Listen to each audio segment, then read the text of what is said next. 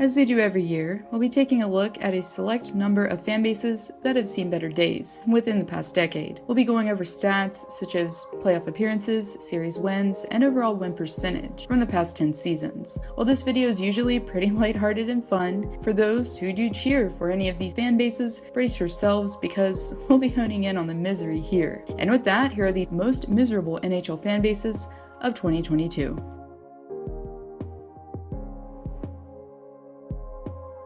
Things in Philadelphia, well, let's just face it, have been a brutal roller coaster ride for fans here more recently, as the team has been the biggest tease for many league-wide due to its rather unpredictable nature. For instance, coming into the 2020-21 season, the Flyers were tied for 5th with Washington for the best odds for winning the Stanley Cup. Then, as the season went on, it became increasingly clear that the team wasn't going to even make the postseason, and unfortunately for Philly fans, they didn't. Going into the 2022 campaign, a similar scenario, Philly was ahead of teams such as St. Louis, Calgary, and Nashville, and is yet again on track to miss the playoffs. And really, as bad as it all looks statistically, it's not like GM Chuck Fletcher didn't at least try to bring in some talent for the group. As the 2021-2022 season approached, fans were likely excited to see the slew of new roster players perform. Cam Atkinson, Ryan Ellis, Keith Yandel, and Rasmus Ristolainen were among the several reinforcements brought in to help get the team over the hump per se. But aside from Atkinson, who is having a bounce-back season, none of the acquisitions have truly panned out.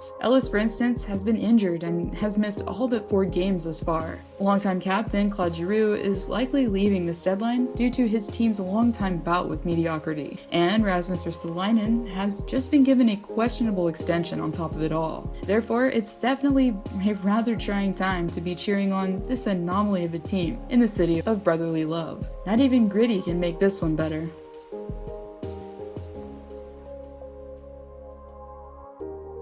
For most, it's probably no surprise that Ottawa has made the cut yet again this time around. Due to mediocre management that has transcended onto the playing surface since Erik Karlsson's departure, it's been hard for the Sens to keep star players. The one player with Stanley Cup pedigree, Matt Murray, that they did manage to lock up has been on and off injury reserve for 7 times in the past 2 years. Since going on to the conference finals in 2017, the playoffs have begun to seem like a distant memory at this point for most Ottawa fans. But in my opinion, Senators fans have a lot to be excited for, because the future is looking bright in Canada's capital. With franchise cornerstones such as Thomas Chabot and Brady Tkachuk locked up for the long term, the team has taken strides in the right direction. Along with names like Tim Stützle, Josh Norris, and Drake Batherson in the mix as well, Ottawa could very well be a cup contender here again before long. If Pierre Dorion can add a couple more pieces this offseason in, fans could have a lot more to cheer about before long.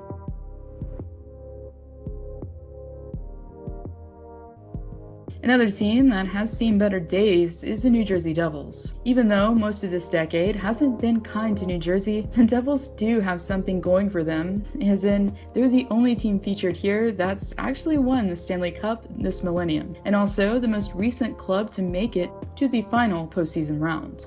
After their lengthy cup run to the Stanley Cup Finals with Martin Berger, however, in 2012, the Devils haven't had much postseason luck at all. Outside of Taylor Hall's heroics in 2018 that allowed for the Devils' first postseason appearance in 6 years, the team hasn't had a sniff in around a decade at Lord Stanley. However, similarly to Ottawa, the misery may be coming to an end here shortly. With Dougie Hamilton on a long-term deal and Jack Hughes leading the team up front, there are some bright spots on this team that are pretty evident. As PK Subban's contract will be finally leaving the books this offseason, if Tom Fitzgerald can land a quality starter in net this offseason, things may start to really look up in the Garden State after all.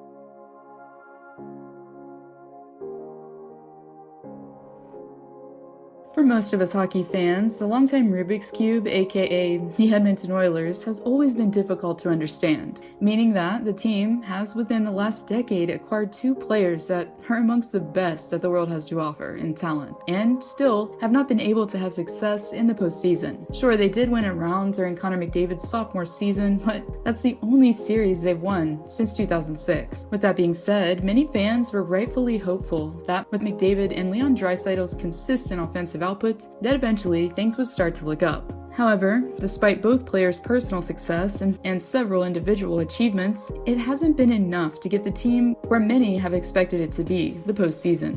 And really, in my opinion, the management group could have been a lot better. With the deal that Peter Chiarelli handed out to Milan Lucic, for instance, didn't help this situation one bit. There's also been a revolving door of coaches as well since McDavid arrived in oil country. The team has went through 4 head coaches. Teams such as Pittsburgh and Tampa Bay have had the same bench boss throughout. Currently, out of a playoff position, it'll be interesting to see if the Oilers can claw their way into the playoff picture. Therefore, if you know someone who is an Edmonton fan, be sure to cut them some slack on game days, because the mental strain they've experienced within the past decade is likely unmeasurable.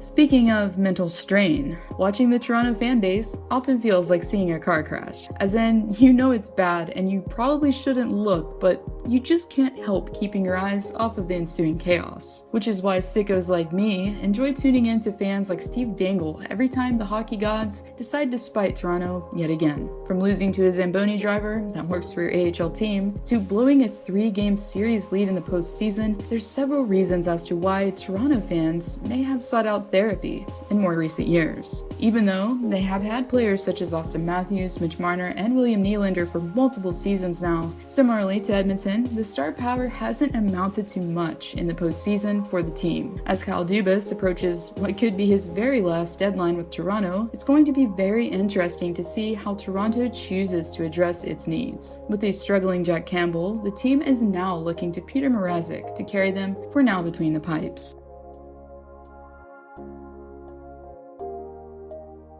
I know. It seems like making one of these every year commands a look at the NHL's long-standing dumpster fire, known as the Buffalo Sabres. Ever since Terry Pegula took the reins, really, in 2011, it's been a rather steady stream of mediocrity in Buffalo. Over the last decade, fans have been forced to witness several star players come and go from the city like clockwork, unfortunately. Poor management and ownership has led to big names such as Jack Eichel and Ryan O'Reilly refusing to stay on the team and heading elsewhere. With its last Stanley Cup final appearance in 1999 and most recent postseason appearance in 2011, it's a pretty fair statement to say that the team hasn't given fans much to cheer about. However, since the acquisition of Syracuse native Alex Tuck, the Sabres have found a player that's willing to stay to build around for the time being. Up-and-comers Peyton Krebs and Tage Thompson also are helping the future to appear more bearable in Saberland as well.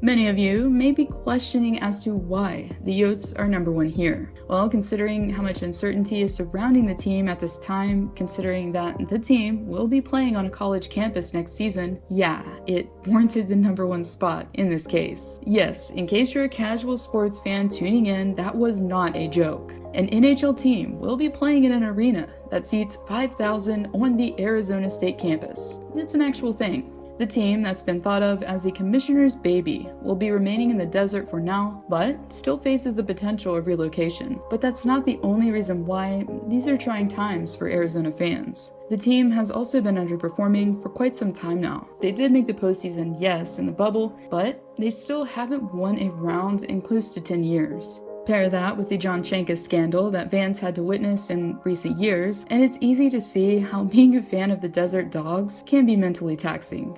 But on a more positive note, GM Bill Armstrong has hoarded quite the slew of picks for 2022. Therefore, there's probably not a fan base that's more excited for this year's draft, due to having 3 picks in the first round and 5 in the second.